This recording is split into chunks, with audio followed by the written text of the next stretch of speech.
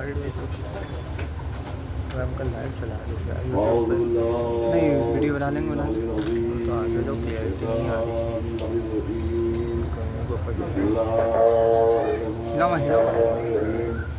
رہی یاد دھندلا ہو گیا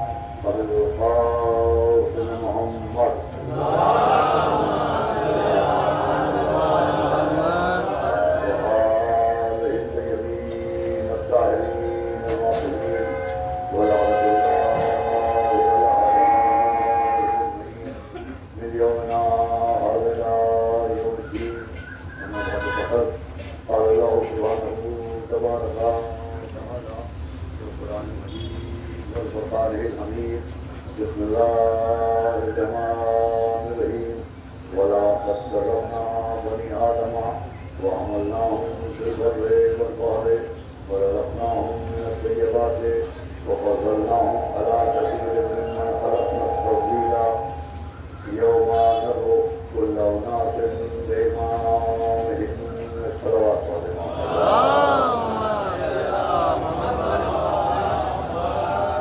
گرامی آج شب شہادت جناب امیر المومنین اسلام مناقبت سے مختصر طور سے آپ کے سامنے وصول کرنے کے لیے میں نے قرآن مجید کے سورہ بنی اسرائیل کی 2 آیتوں کی تلاوت کرنے کا شرف حاصل کیا، جس میں ایک آیت میں خدا عالم نے تمام انسانوں کو، تمام اولاد آدم کو ان کی اہمیت سے اور اللہ نے انسانوں کو جو نعمتیں عطا کی ہیں ان کی جانب متوجہ فرمایا، اور پھر اس کے فوراً بعد اعلان ہوا کہ یہی انسان جسے اللہ نے اتنا عزتدار بنایا ہے، یہی انسان جسے اللہ نے اشرف مخلوقات بنایا ہے، اسی انسان کو ایک نئے دن میدان قیامت میں بلایا جائے گا، اور جب یہ انسان میدان قیامت میں بلایا جائے گا تو میدان قیامت میں انسان کو زمین و جائیداد کے ساتھ نہیں بلایا جائے گا، مال و منام کے ساتھ نہیں بلایا جائے گا، بلکہ قرآن بہت وضاحت کے ساتھ اعلان کر رہا ہے کہ ہر انسان قیامت کے میدان میں اپنے امام کے ساتھ بلایا جائے۔ اب جس کا جیسا امام ہوگا میدان قیامت میں اس کا ویسا انجام ہوگا۔ صلوات بھیجے محمد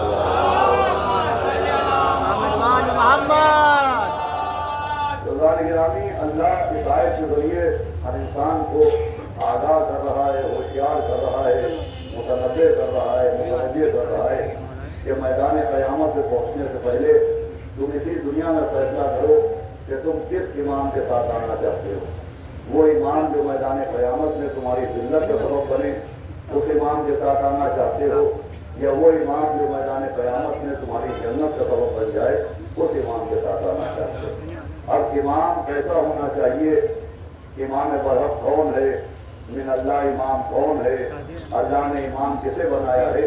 اس کے لیے بڑا آسان انتظام کیا گیا کہ اگر کوئی انسان کتابیں نہیں پڑھ سکتا، کوئی انسان روایتوں کو نہیں دیکھ سکتا، کوئی انسان حدیثوں کو نہیں سمجھ سکتا، تو کم سے کم انسان اپنے آپ کو دیکھے، اپنے آئینہ حیات کو دیکھے، اپنے صفات کو دیکھے، اور پھر سمجھے کہ انسان کا مطلب ہے ہدایت لینے والا اور امام کا مطلب ہے ہدایت دینے والا۔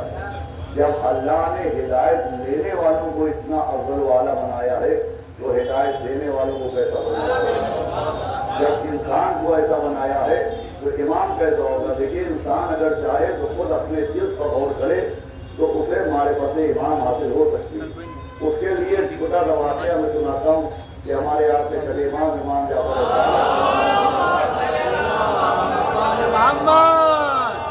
ایک صحابی تھے جن کا نام تھا جناب ہشام، اور جناب ہشام اکثر لوگوں سے مناظرے کرتے تھے، بحث کرتے تھے، ڈیبیٹ کرتے تھے، اور یہی امامت کے موضوع پر، اور وہ ثابت کرتے تھے کہ امام اہل بیت اطہار میں سے ہے۔ تو ایک مناظرہ ان کا ہوا، اور جب وہ چھٹے امام کے پاس آئے تو چھٹے امام نے کہا کہ ہشام، تم ہم کو بھی سناؤ کہ تم نے ہمارے مخالفوں سے کیا مناظرہ کیا، انہیں امامت کے لیے کیا دلیلیں دی۔ تو جناب ہشام کے چہرے پر آثار شرمندگی و ندامت آئے کہ حضرت میں آپ کے سامنے بیان کروں، یعنی میں حکم دے رہا ہوں بیان کرو۔ تو جناب ہشام نے کہا ایک دن میں ایک شخص کے پاس پہنچا جو مسئلہ امامت میں لوگوں کو گمراہ کر رہا تھا، اور امامت کا انکار کر رہا تھا، اور لوگ اس سے سوال کر رہے تھے، وہ جواب دے رہا تھا۔ تو جناب ہشام کہنے لگے، میں نے اس سے پوچھا کہ کیا مجھے بھی اجازت ہے کہ میں آپ سے کچھ سوال کروں؟ تو اس شخص نے کہا بالکل سوال کرو۔ تو جناب ہشام کہتے میں نے اس سے پوچھا کہ مجھے یہ بتائیے کہ آپ کے چہرے میں آنکھیں ہیں؟ تو اس نے کہا یہ کیسا سوال ہے؟ تو ہشام کہتے میں نے کہا سوال تو سوال ہے، آپ کے چہرے پہ آنکھیں ہیں؟ اس نے کہا ہیں۔ کہ میں نے پوچھا آپ کے کان بھی ہیں؟ اس نے کہا کان بھی ہیں۔ کہا آپ کے دہن میں زبان بھی ہے؟ اس نے کہا زبان بھی ہے۔ میں نے پوچھا آپ کے پاس ناک بھی ہے؟ اس نے کہا جی ہاں ناک بھی ہے۔ صلوات پڑھتے محمد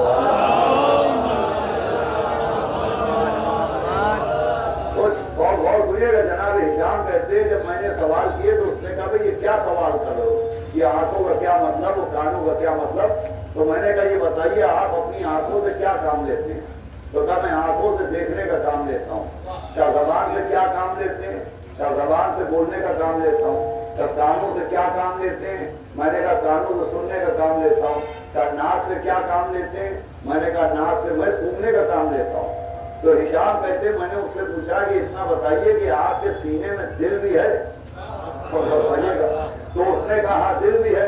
تو میں نے کہا بھئی آپ دل سے کیا کام لیتے ہیں؟ کہ بھئی دل کا تو سب سے اہم کام ہے، آنکھوں سے جو دیکھتا ہوں اس کی تصدیق دل کرتا ہے، کانوں سے جو سنتا ہوں اس کی تصدیق دل کرتا ہے، زبانوں سے جو کہتا ہوں اس کی تصدیق دل کرتا ہے۔ تو جناب ہشام کہتے میں نے پوچھا کہ اس کا مطلب دل سب سے اہم ہے، تو دل کو کیا کہا جائے؟ تو اس نے کہا کہ ارے دل تو جسم کا امام ہوتا ہے۔ اس نے کہا کہ دل تو جسم کا امام ہوتا ہے۔ تو ہشام کہتے میں نے کہا سوال تو اب شروع ہوا کہ جو اللہ اتنے سے جسم کو بغیر امام کے نہیں چھوڑتا، وہ اتنی بڑی کائنات کو بغیر امام کے چھوڑتا ہے۔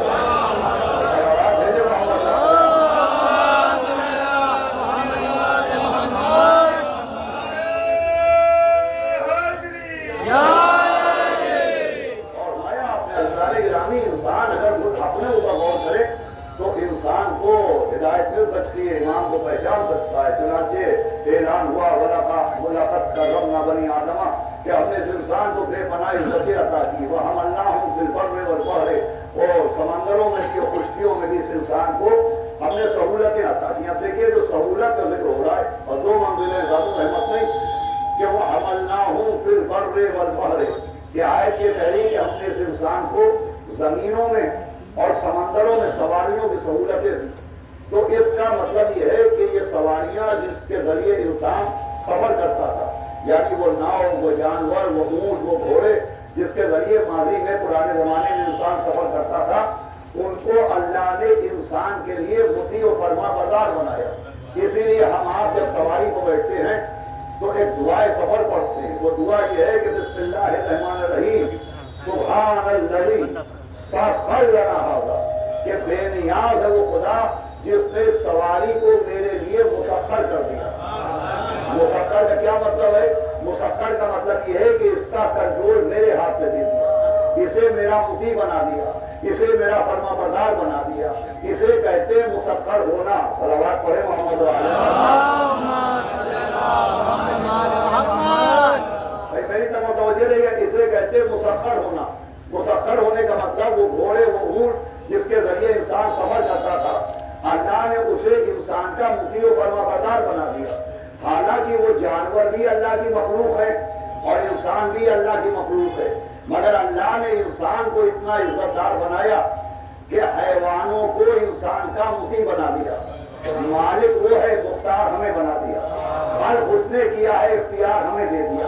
اب ہمارا اختیار یہ ہے کہ ہم جب چاہیں گے سواری رک جائے گی، ہم جدھر چاہیں گے سواری بڑھ جائے گی، ہم جدھر چاہیں گے ادھر سواری ہو جائے گی۔ تو یہ سواریوں کا ہمارے اشارے پر چلنا ہمارے عزت دار ہونے کی دلیل ہے، ہمارے انسان ہونے کی دلیل ہے۔ بہت غور سنیے گا بھائی، سواریوں کا ہماری اطاعت کرنا ہمارے انسان ہونے کی دلیل ہے، عزت دار ہونے کی دلیل ہے۔ تو اگر سواریاں ہماری اطاعت کریں، ہمارے کہنے پر چلیں، ہماری مرضی سے رکیں، ہماری مرضی سے آگے بڑھیں، تو یہ ہمارے انسان ہونے کی دلیل ہے۔ اب اگر سورج مولا علی کے کہنے سے جناب سیدہ کی جوڑی کو اترنے لگے، مردہ مولا علی کی ٹھوکر میں زندہ ہونے لگے، چاند نبی کے کہنے سے دو ہونے لگے، تو یہ اس بات کی دلیل ہے؟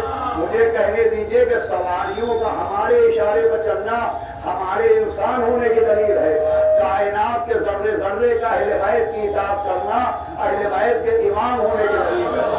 اور فرق یہ ہے کہ اللہ نے ہم کو جو عزت دی ہے اسے اختیارات کہتے ہیں، اور امام کو جو عزت دی ہے اسے معجزات کہتے ہیں۔ اور آواز بھیجے محمد صلی اللہ علیہ وسلم۔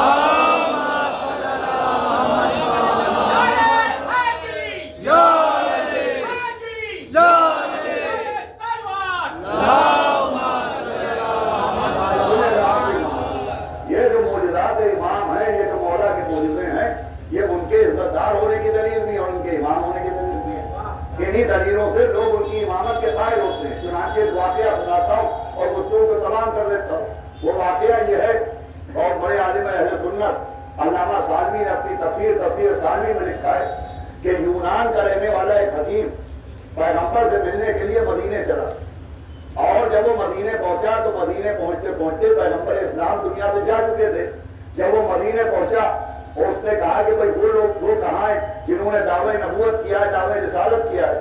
تو لوگوں نے کہا پیغمبر کی تو وفات ہو گئی، پیغمبر تو دنیا سے چلے گئے۔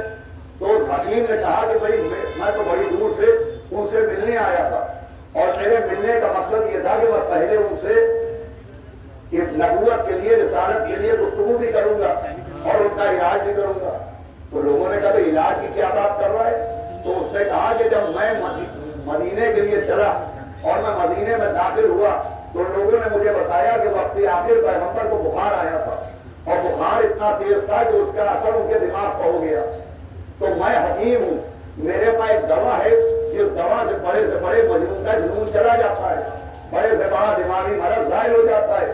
لیکن یہ عجیب و غریب بات ہے، وہ کیا کہہ رہا ہے کہ میں نبی کے مرض کے بارے میں بھی سن کے آیا ہوں۔ اب اسے کیا کیجئے کہ ہزیان کی خبر یونان تک پہنچا دی اور غدیر کی خبر مسلمان تک نہ پہنچا۔ اور آواز پڑھ دے محمد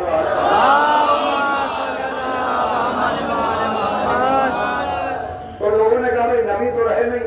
تو اس نے کہا بھئی نبی کا کوئی رشتہ دار، کوئی جانشین ہے؟ تو لوگوں نے کہا مولا علی ہے۔ تو وہ مولا علی کے پاس آیا، تو مولا علی نے کہا بھئی تو کون ہے؟ اس نے کہا میں یونان کا رہنے والا حکیم ہوں، اور میں اس لیے آیا تھا کہ میں نبی کا علاج بھی کروں اور ان سے بحث بھی کروں۔ تو نبی نے کہا علاج کا مطلب کہ میرے پاس ایک دوا ہے، اور اس دوا کا اثر یہ ہے کہ اگر بڑے سے بڑا دیوانہ کھائے تو دانا ہو جائے، پاگل کھائے تو صحیح دماغ ہو جائے، کوئی مجنون کھائے تو اس کا جنون صحیح ہو جائے۔ مولا مسکرائے، اس نے کہا یہ بتا کہ اگر کوئی پاگل کھائے تو تیری دوا سے صحیح ہو جاتا ہے؟ اس نے کہا جی یا علی، کہ اگر کوئی صحیح دماغ کھا لے تو کہا یا علی اس دوا کا رد عمل ہوتا ہے۔ اگر کوئی دیوانہ کھائے تو دانا ہو جائے گا، اور کوئی دانا کھائے تو دیوانہ ہو جائے گا، کوئی پاگل کھائے تو صحیح دماغ ہو جائے گا، کوئی صحیح دماغ کھائے تو پاگل ہو جائے گا۔ مولا علی نے کہا یہ بتا میرے بارے میں تیرا کیا خیال ہے؟ تو اس نے غور سے مولا علی کو دیکھا کہ دیکھیں میں آپ کو زیادہ جانتا تو نہیں ہوں، مگر ابھی میں اوروں سے بھی ملا ہوں اور آپ سے ہی ملا ہوں۔ ایک بات کہہ سکتا ہوں کہ وہ اور ہیں اور آپ اور ہیں۔ صلوات بھیجے محمد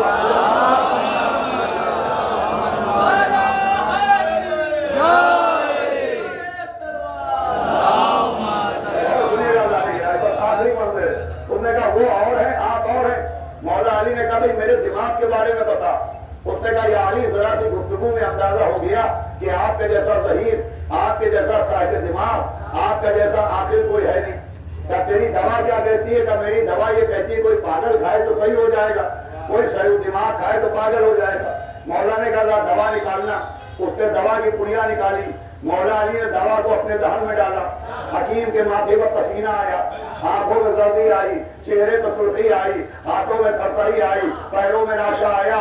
کہا یا علی آپ نے یہ کیا کیا؟ یہ دوا آپ کو نہیں کھانا چاہیے تھی۔ ابھی آپ کے ماتھے پر پسینہ آئے گا، آنکھوں میں زردی آئے گی، چہرے پر سرخی آئے گی، ہاتھوں میں تھرتھری آئے گی، پیروں میں ناشا آئے گا۔ اب اسے آئینہ کون دکھاتا کہ کہہ رہا تھا علی کو ہوا جا رہا تھا خود؟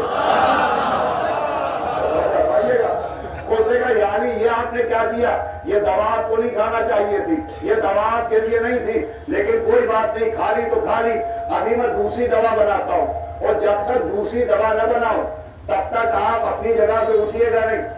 اور کوئی وزنی چیز اٹھائیے گا نہیں. مولا علی نے کہا اس پتھر کی بات کر رہا ہے, کہا یہ پتھر بھی وزنی ہے آپ کے لیے, اس کو بھی اٹھائیے گا نہیں. مولا نے کہا یہ بتا اس پتھر میں زیادہ وزن ہے یا جو سامنے مکان ہے اس میں زیادہ وزن ہے؟ کیا یا علی مکان توڑنے والی کوئی ترازو ہی نہیں بنی؟ مولا علی نے کہا آنکھیں بند کر, اس نے آنکھیں بند کی. مولا نے کہا آنکھیں کھول. اب جو آنکھیں کھولی تو جیسے درے خیبر درے حیدر کا تھا ویسے ہی مکان دستے کل ایمان کا تھا. اس نے کہا یا علی یہ کیا دیکھ رہا ہوں, مکان کو آپ نے ہوا میں بلند کر دیا, ہاتھوں بلند کر دیا. مولا مسکرائے کہ مکان کے بارے میں مجھ سے نہ پوچھ, مکین سے جا کے پوچھ. وہ دوڑا ہوا گیا, مکان کا دروازہ پیٹا, کنڈی ہلائی, ایک صاحب اندر سے آنکھیں ملتے ہوئے نکلے اور حیرت سے اس کو دیکھا. اس نے کہا ارے صاحب آج سو رہے تھے, آپ کی آنکھ نہیں کھلی, آپ کو پتا نہیں چلا, آپ کو جھٹکا نہیں لگا. کہ کیسی آنکھ اور کیسا جھٹکا؟ کہ ابھی آپ کا مکان ہوا میں تھا, ابھی آپ کا مکان ہوا میں معلق تھا. نکلنے والے نے اسے غور سے دیکھا کہ کہیں تو پاگل تو نہیں ہے بھائی, چاہے یہاں سمجھے گا چاہے گھر جا کے سمجھے گا, کہیں تو پاگل تو نہیں ہے. اب سمجھ میں آیا جو نبی کے دماغ پر شک کرتا ہے وہ پاگل سمجھا جاتا ہے. اللہ بھیجے ہم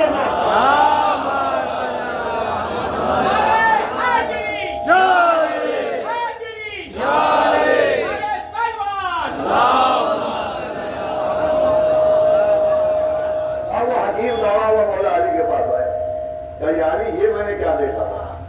تو فرمایا یہ وہ دین تھا جس کا اعلان ہمارے بھائی اور اللہ کے رسول نے کیا تھا, جن سے تو بحث کرنے آیا تھا, جن کا تو علاج کرنے آیا تھا. اچھا یہ وہ دین ہے؟ کہا ہاں یہ دین کی طاقت ہے. تو اس نے کہا یا علی اب تو میرا دماغ بھی کچھ سوچنے مجبور ہو گیا ہے, مگر ایک معجزہ اور دکھا دیجئے. 2 گواہیاں چاہیے ہوتی ہیں, ایک معجزہ اور دکھا دیجئے تو میں بھی کلمہ پڑھوں. تو تمام ہونے کو ہے. مولا علی نے کہا کیا معجزہ دیکھنا چاہتا ہے؟ تو وہ جو سامنے پیڑ ہے تو جیسے میں دوڑتا ہوا آیا ہوں, آپ اس پیڑ کو اشارہ کیجئے وہ اپنی جڑوں سمیت یہاں تک آ جائے. مولا علی نے کہا کلمہ تو پڑھ لے. کہ یا علی پہلے معجزہ دکھائیے. کیا پہلے کلمہ پڑھ لے. مولا نے کہا کیا میری بات پہ یقین نہیں ہے؟ اس نے کہا یا علی یقین کی بات جانے دیجئے, نہ جانے کیوں آپ سے محبت ہونے لگی ہے. ایک مصرع آپ نے سنا ہوگا کہ ولی ہو گئے یا علی کہنے والے, بھائی سمجھے گا, ولی ہو گئے یا علی کہنے والے. مولا علی نے کہا پہلے کلمہ تو پڑھ لے, اگر مجھ سے محبت ہو گئی ہے تو کلمہ پڑھ لے. کہا یا علی کلمہ پڑھائیے. مولا علی نے کلمہ پڑھوایا, پھر اس نے ہاتھ جوڑے کہا اے کل ایمان, اے مرد میدان, اے وسیع رسول, اے شوہر بطول, اے جناب امیر, اے مولا غدیر, اے قطب الاقطاب, اے حبیب الاحباب, اے کتاب مستور, اے صاحب طول, اے میرے مولا اس پیڑ سے کہیے کہ یہاں آ جائے. میرے مولا نے مسکرا کے کاندھے پہ ہاتھ مارا, کہا میرے کہنے کی ضرورت نہیں ہے, میرا نام لے کے تو کہہ لے. ولی ہو گئے یا علی کہنے والے. سلام بھیجے محمد.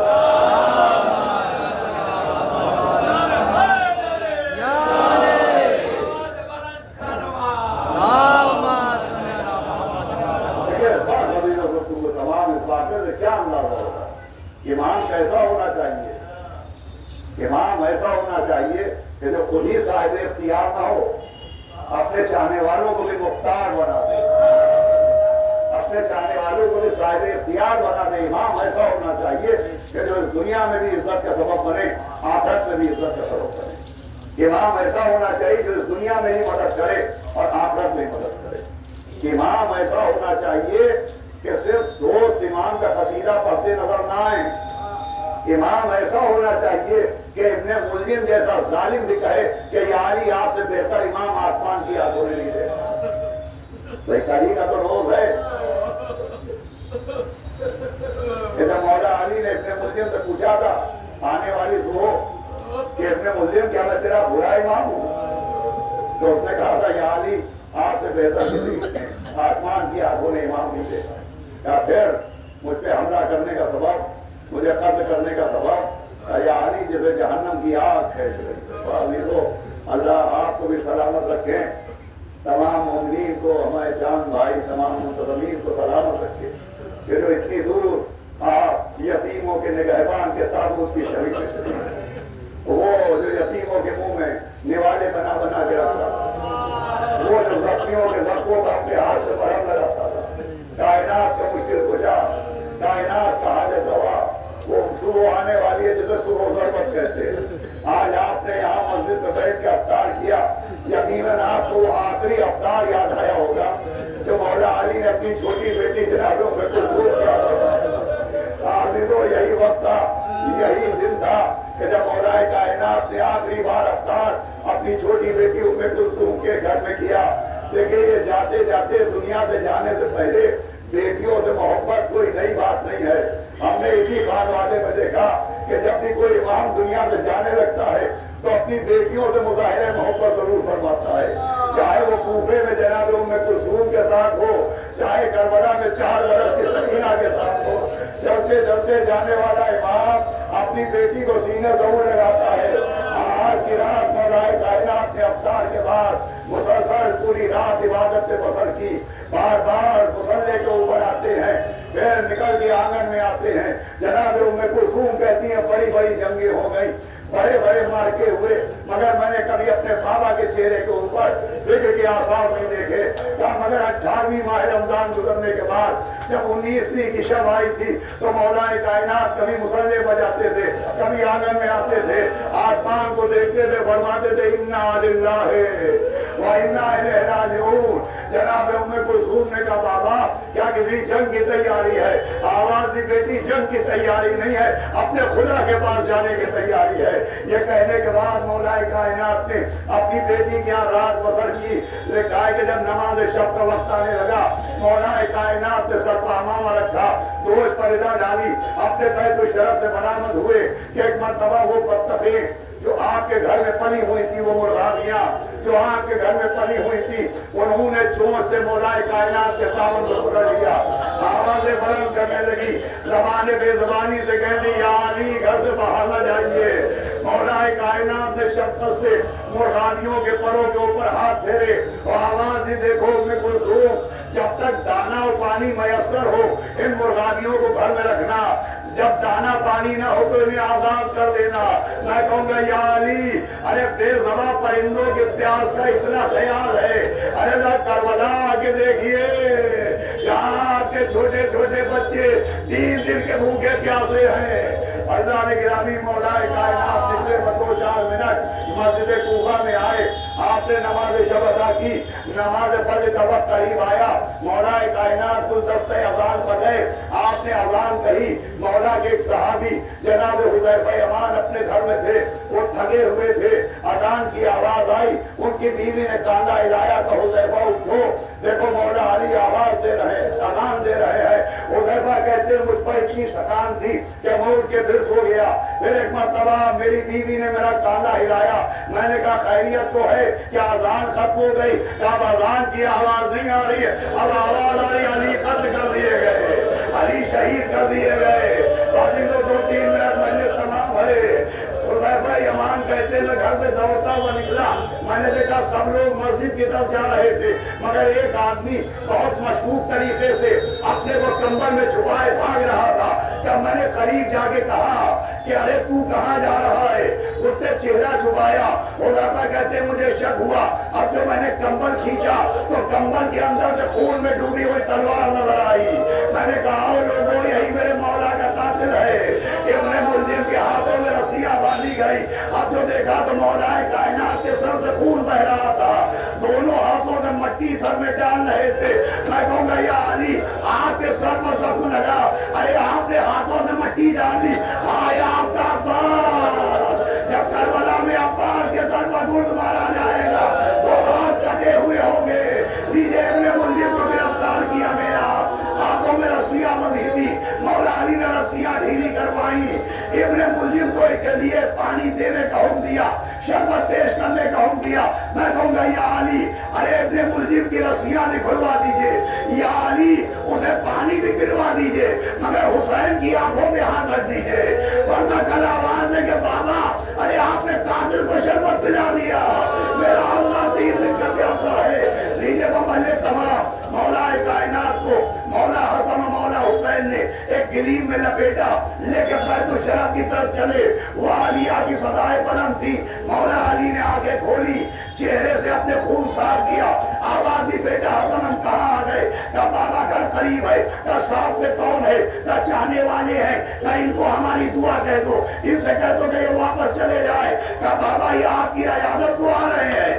آواز دی بیٹا حسن گھر پر تمہاری بہنیں تڑپ رہی ہوگی, میری زینب بھی لگ رہی ہوگی. میں نہیں چاہتا کہ میری بیٹیوں کی آوازیں نامحرموں کے کانوں میں جائیں. یا علی یہ چاہنے صدری کا کوفہ ہے جہاں آپ کو گوارا نہیں کہ چاہنے والوں کی آوازیں بیٹیوں کی آوازیں چاہنے والوں کے کانوں میں جائے. ارے یہی کوفہ ہوگا, آپ کی بیٹیاں ہوں گی, ہاتھ گردن کے پیچھے بندھے ہوں گے. اسی کوفے کی گلیوں سے بے مخنا چادر آپ کی بیٹیوں والیا والیا.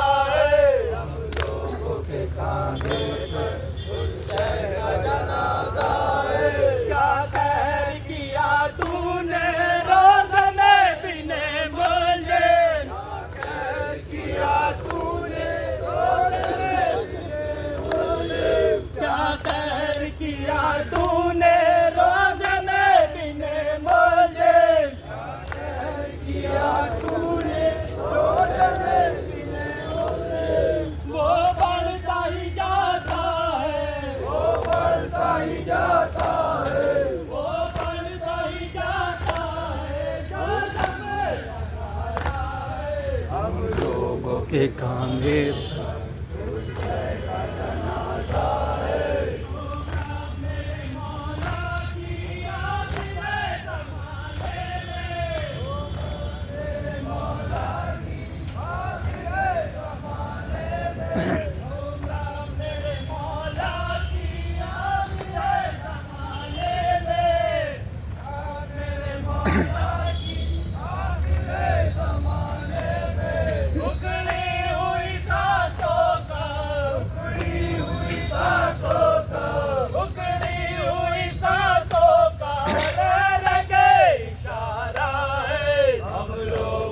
کاندھے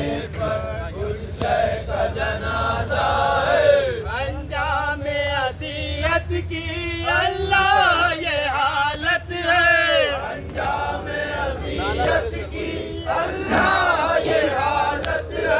نالا لب سرور کا، نالا لب سرور کا، نالا لب سرور کا غم سینے میں لایا ہے، ہم لوگوں کے کاندھے پر اس شہر کا جنازہ ہے۔